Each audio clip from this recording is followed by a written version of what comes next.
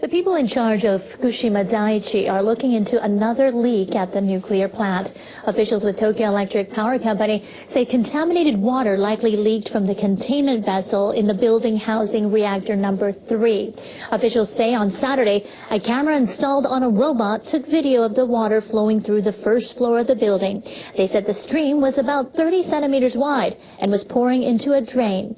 Officials said it contains levels of radioactive materials that are nearly as high as the contaminated water accumulating in the basement.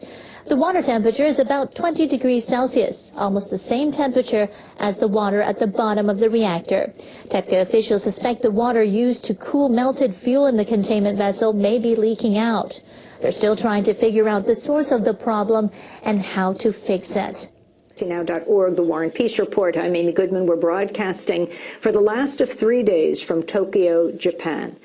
We turn right now to what took place just before we made it to the studio. Hundreds of people gathered outside the official residence of the Japanese Prime Minister to voice their concern about nuclear power. My name is Keiko Kato. I belong to this organizers group which organizes demonstration, and we've been here for 2 years to demonstrate against the nuclear power facilities. I think this is a problem of the world, not for just Japan. So for Japanese to be able to abolish the nuclear facility, this will save the world from the nuclear powers. そうですね、だんだん人が減ってきているような状況もあったんです。The people have been decreasing because of the weather, but starting from last week, more people are coming to the demonstration just because there are some movements in the government to restart some of the nuclear facilities. So people are very afraid that they are going to actually do it. That's why more people are coming out now in this weather. 今東京都が新しい There will be gubernatorial elections next month, and one of the issues that we are discussing is either the candidate is for nuclear power plant or against the nuclear power plant, and that will be the serious issues that has to be discussed. And we can send a message from Tokyo to the Japanese government for nuclear policies. 都知事の選挙によって止められると私たちは考えております。ぜひ頑張ってやりたいと思っております。We are trying very hard to stop this movement of the ぜひ世 restarting. 界にこういう運動があるということを伝えていただきたいと思います。We want you to bring our message to the world to stop nuclear power plant facilities. That was Kato Keiko, one of hundreds of people protesting nuclear power outside the official residence of the Japanese Prime Minister.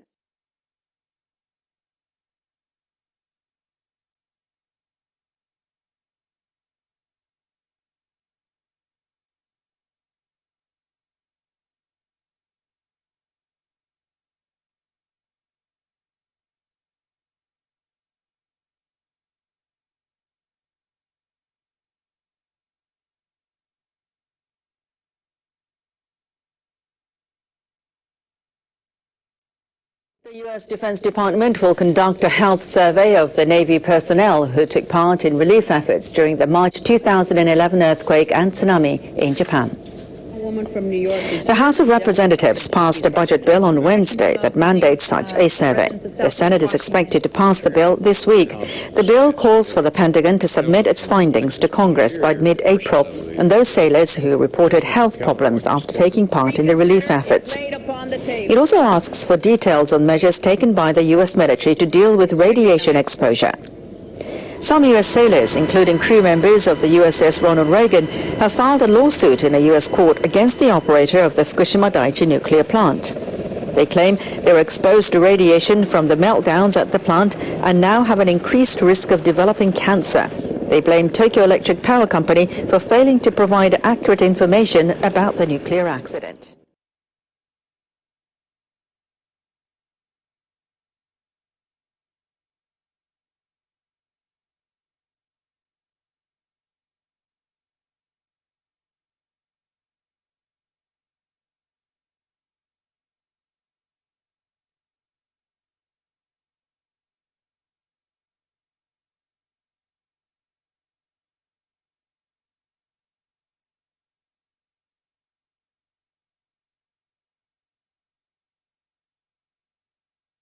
German government officials and cultural figures have enjoyed Japanese food at a reception in Berlin. The occasion was hosted by Japan's government.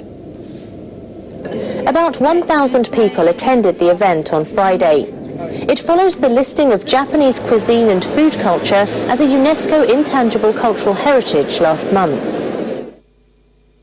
We believe that the traditional Japanese cuisine is expressly designed and supremely suited to nurturing such ties of friendship between people.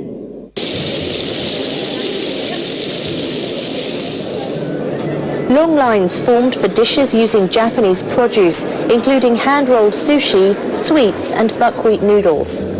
Tempura and other dishes made of fish and produce from Europe were also served. Japanese cuisine is well balanced in all ways. Not just its taste, but also its presentation is great. A tea ceremony performed at the site also drew the attention of visitors. Japanese tea is highly popular in Germany, which is the third largest importer of the product. It's long been considered the drink of choice here in Japan. Now, brewers in Nara have begun producing the year's first batch using a method that dates back to Japan's medieval period. Shodyakuji Temple is considered the birthplace of sake. The method of soaking rice in water to create shubo yeast used in making sake began hundreds of years ago. The brewers demonstrated the first step of the process on Saturday. They soaked more than 350 kilograms of rice in water from a nearby spring that contains lactic bacteria. The rice was then put in a large kettle and steamed for about an hour. When a cloth covering the kettle was removed, a sweet and sour aroma rose from the pot.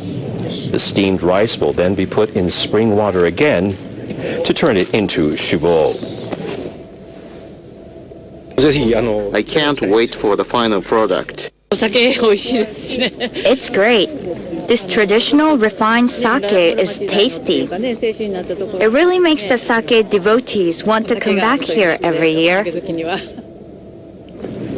The brewers took the shubo to their breweries to make sake from it. The tsunami that ravaged northeastern Japan in March 2011 killed more than 18,000 people. Giant waves have pummeled the region many times in the distant past as well. And residents have tried to leave records of these events. Now some researchers believe the old accounts can help people prevent future disasters. NHK World's Takafumi Terui reports. Yukiko Dazai is an amateur historian. She explores areas in northwestern Japan focusing on geographical names. Dazai says many locations have links to past disasters. This area is called Obunezawa. The name means big ship stream. It's almost 3 kilometers inland, yet a local legend says that a ship was swept there by a tsunami that occurred long ago. This place is so deep in the mountains that I never believed a ship or a tsunami could reach this far. But on March 11th, the tsunami did reach here. So I realized that the legend was probably true.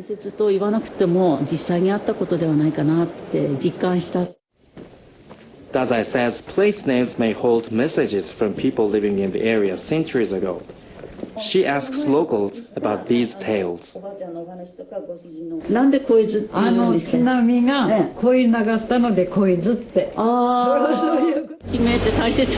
I feel very strongly that place names are important. The locals have suffered from tsunamis for many generations.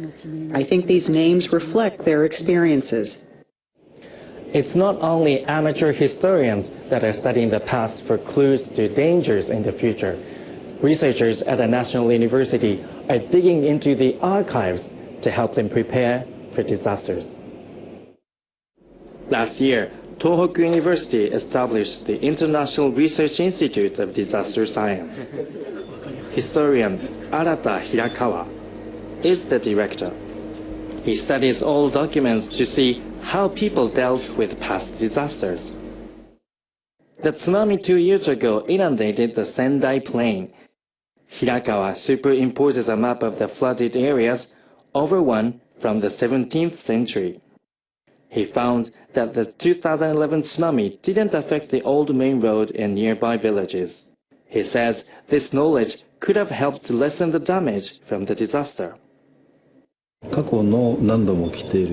possible that the highway and towns were built in places that people felt were safe, based on their experience with the many tsunamis that had hit the area.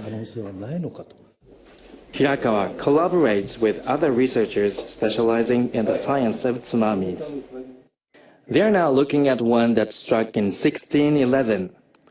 Researchers had assumed the tsunami was caused by an earthquake with a magnitude of 8.1. But Hirakawa and his team made new findings. They now believe the quake had a magnitude of 8.5. Hirakawa says that if such a massive quake did occur 400 years ago, tsunamis might hit the region more often than previously thought. Hirakawa presents the result of the research in lectures. He hopes to have more opportunities to exchange views with other researchers. If amateur historians dig deeper into the history of disasters in their area and present their research locally, I think our society can develop greater resistance to these catastrophic events. Local residents have left a legacy of their experiences. By uncovering these stories, Dazai and Hirakawa believe they can offer life-saving wisdom to future generations. Diamond was once Haley Lane-Close's favorite place to be until she started feeling a shooting pain. It actually started in my knee, and then I had surgery on my knee, and the pain just got worse.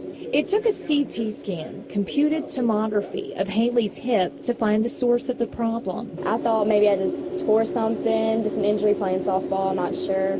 And then I found out that I had a birth defect. As a young woman, radiation exposure needs to be especially low to minimize the risk for cancer. Okay, Haley, we're about to start your test. That's where this new low-dose CT system comes into play. Be sure to hold real still. CT technologist Jeff O'Keefe says it drastically reduces radiation exposure. Just recently, the FDA has approved new dosing technologies, which we're able to give with our new scanner, and it has significantly reduced radiation doses to the body. We're approaching now doses close to equivalent of regular X-ray, which is unheard of. We're doing hearts at 3 millisieverts. We're doing hips at 1.3. Reducing radiation exposure by as much as 60% means a lower chance of radiation damage. Damage to your organs, to your skin, to your reproductive area, to your nervous system. And the scanning exposure was concentrated to the small area in question, limiting potentially harmful radiation and giving Haley peace of mind. It's one less thing to worry about. I'm glad to know what exactly the problem is now,